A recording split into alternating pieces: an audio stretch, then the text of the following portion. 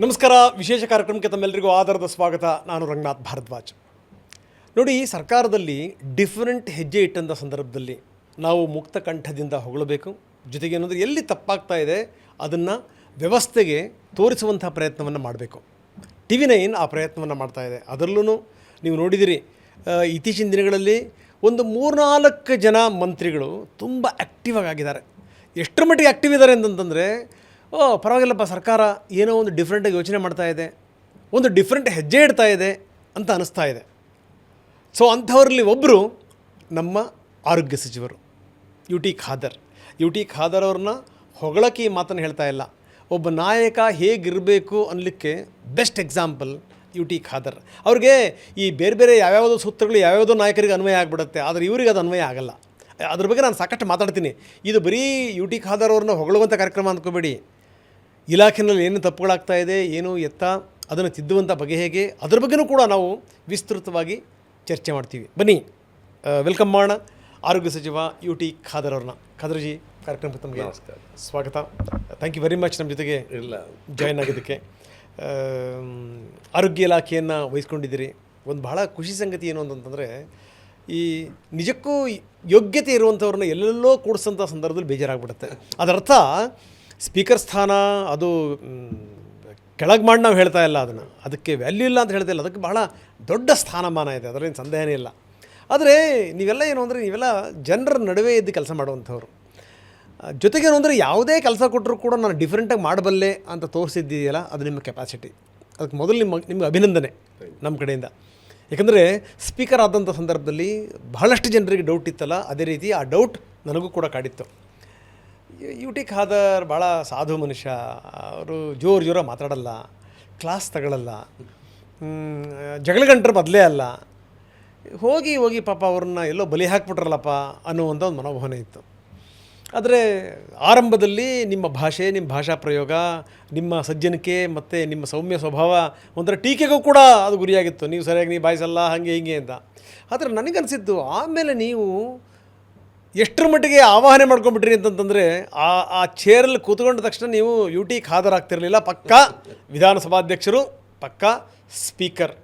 ಅಲ್ಲೇನು ಅಂದರೆ, ಅಲ್ಲಿ ನಮ್ಮ ಪಕ್ಷ, ನಿಮ್ಮ ಪಕ್ಷ, ಆ ಪಕ್ಷ, ಈ ಪಕ್ಷ, ಈ ಸ್ಪೀಕರ್ಗಳಿಗೆ, ಸಭಾಪತಿಗಳಿಗೆ ಪಕ್ಷ ಅನ್ನೋದೇ ಇಲ್ಲ, ಪ್ರಶ್ನೆ ಬೇರೆ.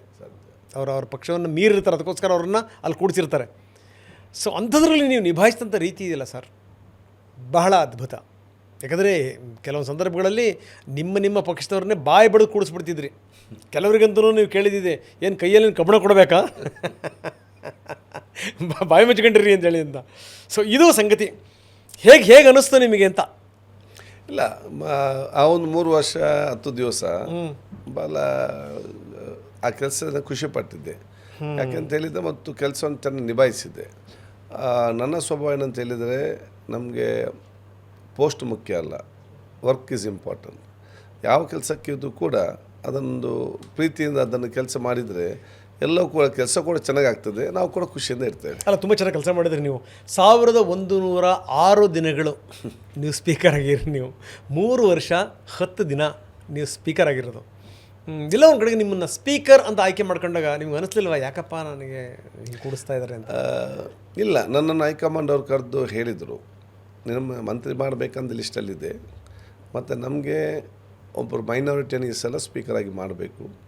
ಈ 9 ಜನರಲ್ಲಿ ನಮ್ಗೆ ಕಾಣುವುದು, ಅದಕ್ಕಾಗಿ ಅದನ್ನು ನೀವು ವಹಿಸ್ಕೊಳ್ಬೇಕಂತ ಹೇಳಿದಾಗ ನಾನು ಸಂತೋಷದಿಂದ ಒಪ್ಪಿದ್ದೆ. ನಾನು 2 ವಿಚಾರ ಇತ್ತು. ಒಂದು, ದೊಡ್ಡ ಹಿರಿಯ ನಾಯಕರು ಇರುವಾಗ ಸಮರ್ಥವಾಗಿ ಆ ಒಂದು ಸ್ಥಾನ ನಿಭಾಯಿಸಲಿಕ್ಕೆ ಆಗ್ತದೆ ಎಂಬ ಆಲೋಚನೆ ಇತ್ತು. 2ನೇದು, ನಾನು ಸಣ್ಣದಿಂದಲೂ ಕೂಡ ಸಕ್ರಿಯವಾಗಿ ಪಕ್ಷದ ಸಂಘಟನೆ ತೊಡಗಿಕೊಂಡವನು. ಅದು ವಿದ್ಯಾರ್ಥಿ ಸೇನೆ ಇರಲಿ, ಯೂತ್ ಕಾಂಗ್ರೆಸ್ಸಿಂದ ಇರಲಿ, ಸೇವಾದಲ್ಲಿ ಇರಲಿ, ಎಲ್ಲೇ ಬೈ ಎಲೆಕ್ಷನ್ ಆದರೂ ಕೂಡ ಹೋಗೋದು, ಮತ್ತು 15 ದಿವಸಕ್ಕೊಮ್ಮೆ ಪ್ರೆಸ್ ಕಾನ್ಫರೆನ್ಸ್, ಇದೆಲ್ಲ ಅಂದರೆ ಡಿಟ್ಯಾಚ್ ಆಗಬೇಕು.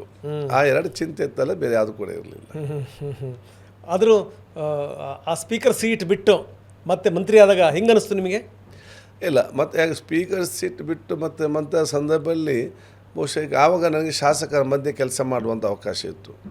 ಈಗ ಜನರ ಮಧ್ಯದಲ್ಲಿ ಕೆಲಸ ಮಾಡುವಂಥ ಒಂದು ಅವಕಾಶ ಇದೆ.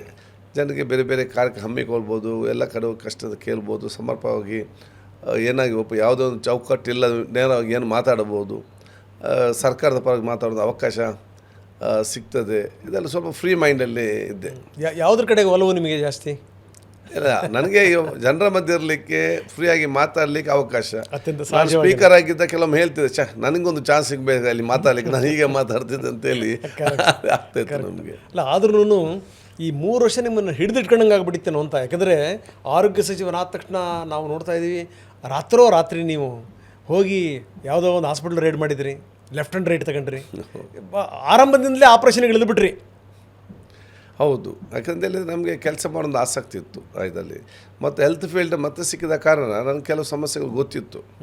ಈ ಒಂದು ಸಂದರ್ಭದಲ್ಲೇ ಈಗ ನಾವೊಂದು ಒಂದು ಎಚ್ಚರಿಕೆ ಮತ್ತು ಜಾಗೃತಿ ಎರಡು ಮೂಡಿಸುವುದು ಅತಿ ಅಗತ್ಯ. ಯಾಕಂದರೆ ನಮಗೆ ಇಷ್ಟು ಸಾವಿರ ಆಸ್ಪತ್ರೆ, PSC, CSC, ತಾಲೂಕು ಆಸ್ಪತ್ರೆ, ಜಿಲ್ಲಾ ಆಸ್ಪತ್ರೆ, ಲಕ್ಷಾಂತರ ಸ್ಟಾಫ್, ಪ್ರತಿಯೊಬ್ಬರು ನಮಗೆ ಸರಿಪಡಿಸಲಿಕ್ಕೆ ಸಾಧ್ಯ ಇಲ್ಲ.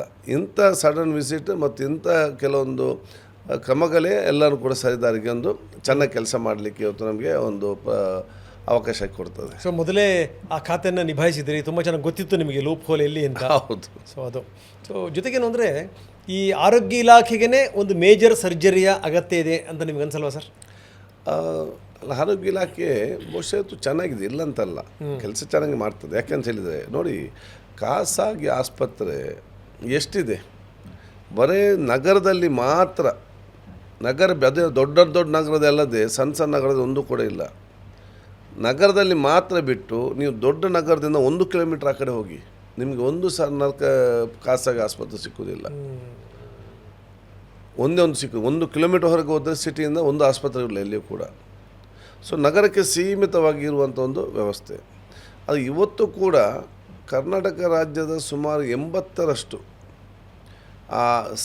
ಎಲ್ಲ ಪ್ರದೇಶದ ಜನಸಾಮಾನ್ಯರ ಆರೋಗ್ಯ ಅವತ್ತು ಚೆನ್ನಾಗಿದ್ದರೆ ಅದರಲ್ಲಿ ಪ್ರಮುಖವಾಗಿ ಸರ್ಕಾರಿ ಆಸ್ಪತ್ರೆ ಮತ್ತು ಸರ್ಕಾರಿ ಆಸ್ಪತ್ರೆ ಕೆಲಸ ವೈದ್ಯರು ಸಿಬ್ಬಂದಿಯವರು ಕೂಡ ಕಾರಣ.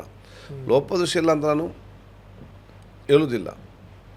ಮದರ್ ಆ್ಯಂಡ್ ಚೈಲ್ಡ್ ಆಸ್ಪತ್ರೆ, ನೀವು ಬೆಂಗಳೂರಿನ ಎಲ್ಲ ಖಾಸಗಿ ಆಸ್ಪತ್ರೆ ತಗೊಳ್ಳಿ, ಎಲ್ಲ ಖಾಸಗಿ ಆಸ್ಪತ್ರೆಯಲ್ಲಿ ಟೋಟಲ್ ಎಷ್ಟು ಡೆಲಿವರಿ ಆಗ್ತದೆ ತಿಂಗಳಿಗೆ, ಅದಕ್ಕಿಂತ ಜಾಸ್ತಿ ಒಂದೇ ಆಸ್ಪತ್ರೆಯಲ್ಲಿ ಆಗ್ತದೆ, ವಾನವಿಲಾಸ ಎಂಬ ಆಸ್ಪತ್ರೆಯಲ್ಲಿ. ಅದರಲ್ಲಿ ನಮ್ಮ ದಕ್ಷಿಣ ಕನ್ನಡ ಜಿಲ್ಲೆಯಲ್ಲಿ ನೀವು ಎಲ್ಲ ಆಸ್ಪತ್ರೆಯನ್ನು ಸೇರಿಸಿ ಪ್ರೈವೇಟ್, ಅಲ್ಲಿ ಆಗುವ ಡೆಲಿವರಿ ಏನಿದೆಯಲ್ಲ ಅದಕ್ಕಿಂತ ಟೋಟಲ್ ಸೇರಿಸಿದರೆ ಅದಕ್ಕಿಂತ ಹೆಚ್ಚಿನ ಡೆಲಿವರಿ ನಮ್ಮದು ಲೇಡಿ ಘೋಷ ಆಸ್ಪತ್ರೆಯಲ್ಲಿ ಇವತ್ತು ಆಗ್ತದೆ. ಸೊ ಎದ್ದಂತಲ್ಲ ಸೇವೆ ಇದೆ, ಅದನ್ನು ಸಿಸ್ಟಮ್ಯಾಗಿ ಚೆನ್ನಾಗಿ ನಾವು ಇವತ್ತು ತರಬೇಕು. ನಮ್ಮದೇನಾಗಿ ಒಂದು ಆಸ್ಪತ್ರೆ ಚೆನ್ನಾಗಿ ನಡೆಸ್ಬೋದು, 1000 ಆಸ್ಪತ್ರೆ ಚೆನ್ನಾಗಿ ನಡೆಸಲಿಕ್ಕೆ ಆಗ್ತದೆ. ಅಲ್ಲಿ ಸಿಬ್ಬಂದಿ ವರ್ಗಗಳ ಸಮಸ್ಯೆ, ಮತ್ತು ಪ್ರೈವೇಟ್ ಆದಾಗ ಏಕದಮ್ ಒಂದೇ ದಿವಸ ತೀರ್ಮಾನ ತಗೊಳ್ಬೋದು. ಅವನು ಕೆಲಸ ಮಾಡೋದಿಲ್ಲ ಅಂತ ತಕ್ಷಣ ತೆಗೆದು ಬಿಸಾಡ್ಬೋದು, ಒಬ್ಬರಂತಂದು ಆಗ್ಬೋದು. ಇಲ್ಲಿ ಒಮ್ಮೆ ಸೇರಿದರೆ ಅಷ್ಟು ಸುಲಭ ತೆಗಲಿಕ್ಕೂ ಆಗೋದಿಲ್ಲ. ತೆಗೆದ್ರೆ ಸುಲಭ ತಂದು ಹಾಕ್ಲಿಕ್ಕೆ ಕೂಡ ಆಗೋದಿಲ್ಲ.